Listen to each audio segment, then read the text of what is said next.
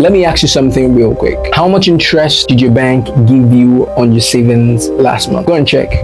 I'll wait. For most of you watching this video, it's embarrassing. We're talking 0.5%, maybe 1% if you're lucky. Meanwhile, same bank is lending out your money at 15%, 20%, and sometimes 25% interest. You're literally funding someone else's bag while yours stays flat. Today, we're having the conversation your bank does not want you to have. Crypto versus banks. Who wins when it comes to high yield dollar savings? If you're new here, welcome to the Grind Academy, and I'm your guy Ebenezer Link. And on this channel, we'll talk about real money moves and how to build systems that make money work for you, not the other way around. Please subscribe and tap the bell right now so that you don't miss out on anything that could change your financial game. All right, and that said, let's get into it.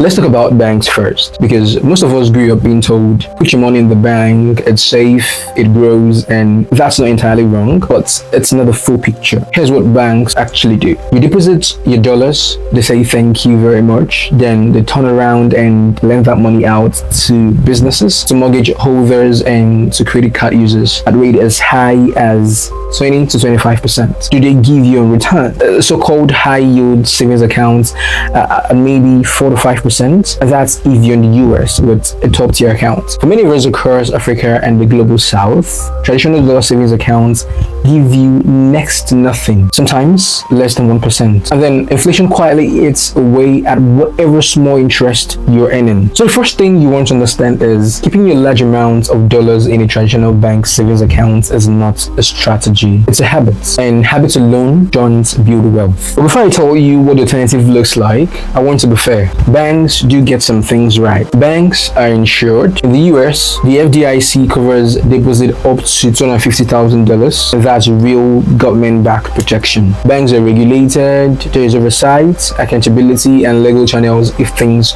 go wrong. And banks are familiar. You can walk in, speak to a human, dispute a transaction. That accessibility matters. So for a day-to-day spending, your emergency funds, banks makes complete sense. I'm not telling you to pull everything out. What I'm saying is this: for your savings dollars, the ones you're holding and not touching, you need to be smart about where those ones go. Now here's where things get interesting. The crypto world has spent years building what traditional finance refused to do: high yield products that actually share the returns with the users. Think about that this way. In crypto, there is no middleman pocketing the spread. The yield goes directly to you, and the numbers are dramatically different. When your bank gives you 1 to 5%, crypto savings products, especially on stable coins like USDT or USDC, which are pegged to the dollar so they don't swing like Bitcoin, are offering anywhere from 6% to double digits per year. Now, I already know what some of you are thinking. Ebenezer, isn't crypto risky? Now, fair question, right? But here's the distinction I need you to make. Crypto as speculation. Buying Bitcoin, hoping the price goes up. Yes, that carries a real risk. But crypto savings and dollar pegged stable coins, that's a completely different animal. You're not betting on price movements. Your dollar stays a dollar. You're simply earning yield on it. The real questions then become, is the platform legitimate? Is there transparency? Can you withdraw when you need to?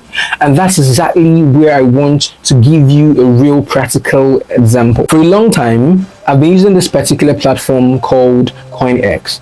And honestly, the platform is excellent. They've been running since 2017, so that's not a new experiment. In crypto years, almost a decade is a serious thing. 7 years and it's almost a decade right now. Second one, this platform has over 10 million users across more than 200 countries. So this isn't some obscure platform people stumbled upon. But what has really caught my attention specifically for this particular topic, savings, is something they call CoinXN. And within that, they're flexible savings product. Here's what makes it genuinely different from a bank savings account. 4 things actually. 1, the yield is competitive. We're talking rates on stable coins that can reach double digits. 2, they calculate interest hourly, not daily, not monthly, hourly.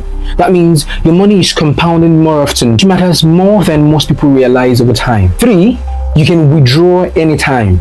No lockup periods, no penalty for pulling your money out when life happens. That flexibility is something traditional fixed deposit rarely offer. 4. This one is important for trust. CoinEx uses 100% reserve backing with publicly verifiable proof of reserves, meaning you can independently verify the money is actually there. I'm not here to tell you to move everything onto any platform without doing your own homework, but knowing this exists, there's already a level of awareness that most people don't have. I'll drop the link to CoinEx in the description so you can go through it yourself and see if it fits your situation. Alright, let's put this side by side. Traditional bank savings, 0.5 to 5% APY, government insured, easy access, interest calculated daily or monthly, stable, but it's slow. Crypto savings on stable coins, platforms like CoinEx, 6 to 13% APY and beyond, higher returns, transparent reserves, highly compounding, withdraw anytime, the dollar stays $1. So the real question isn't which one is better. The question is, what role should each play in your financial system? Here's how I think about it. Keep 3 to 6 months of expenses in a traditional bank. That's a safety net. Leave it there. Anything beyond that, your medium-term savings, dollar holdings, or you're sitting on money not being deployed right now, that's where you start exploring higher yield options. Because here's the truth that nobody likes to say out loud. Money that is sitting still is money that's slowly dying. Inflation is real, and the gap between what your bank pays you and what your money could be earning is costing you every single month you don't pay attention to it. I built the Grind Academy on one principle. The information exists, the system exists, most people just haven't chosen them. Whether in Lagos, London, New York, or wherever you're watching from, high yield dollar savings is not just for the wealthy. It's for anyone willing to learn how the game works and actually play it. I want you to do 3 things after this video. 1, go check what your bank is actually paying you right now. Be honest with yourself. 2, check the link in the description and explore what CoinEx offers. You don't have to move a single dollar today, just understand your options. And 3, subscribe to this channel if you haven't already, because we're going to keep having conversation exactly like this one. Conversations that keep you sharp, informed, and ahead of the curve. As always, this is the Grind Academy. We don't just talk about money, we build systems that make your money work. I'll see you in the next one.